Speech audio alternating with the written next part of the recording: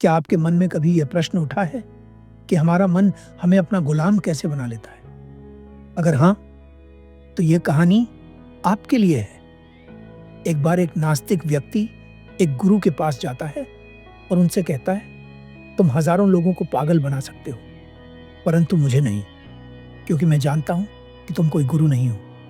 तुम एक पाखंडी हो जो लोगों को पागल बना रहा है। ये तुम्हारे बेवकूफ शिष्य तुम्हारा कहाँ मानते होंगे, परंतु मैं नहीं मानूंगा। यदि तुम्हारे भीतर सच में दम है तो तुम मुझे अपनी बात मनवा कर दिखाओ।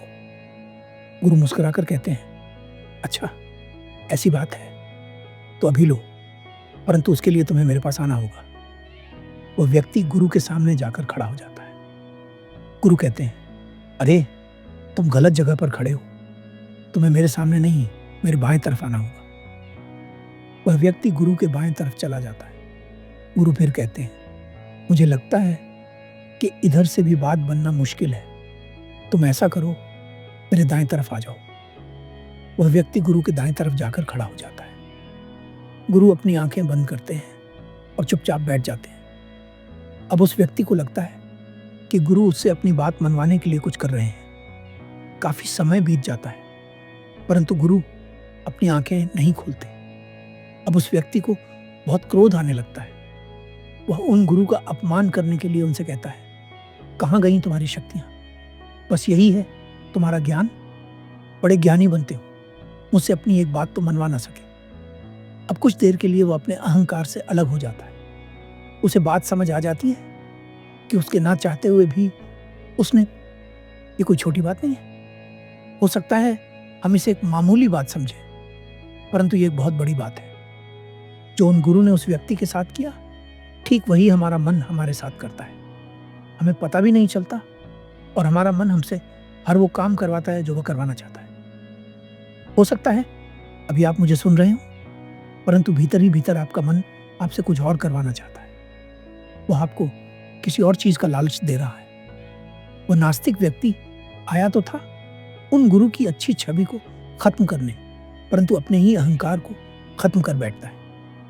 उन गुरु के साधारण से शब्द उस व्यक्ति के रूपांतरण का कारण बन जाते हैं। वह व्यक्ति पहले जैसा नहीं रह जाता, वो बदल जाता है। उसे बात लग जाती है। अब हो सकता है कि आप में से कुछ लोग पूछें, हमें बात क्यों नहीं लगती?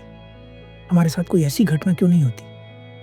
इस प्रश्न का उत्तर है, आपको बात लगेगी या नहीं, ये तो पक्का नहीं, परंतु एक बात पक्की है कि अगर आप मुझे बड़े ध्यान से सुन रहे हैं तो रूपांतरण निश्चित है, क्योंकि बीज बोया जा चुका है। गौतम बुद्ध की शिक्षाएं उस बीज के लिए पानी और धूप का काम कर रही हैं। एक बीज का विकास तभी शुरू नहीं होता जब वह एक छोटे पौधे के रूप में जमीन से निकलने लगता है, बल्कि एक बीज का विकास तभी शुरू हो जाता है जब उसे बोया जाता है। चाहे उस बीज का विकास हमें दिखे या ना दिखे, परंतु जमीन के भीतर उसका विकास होता रहता है। यदि सही समय पर उसे खाद, पानी और धूप मिलती रहे तो वह एक दिन वृक्ष अवश्य बनता है। आप सभी लोगों के बीज बोए जा चुके हैं, इस बात को मैं लिख कर दे सकता हूँ, क्योंकि अगर अभी तक आपके बीज नहीं बोए गए होते तो आप इस वीडियो को यहाँ तक देख ही नहीं पाते।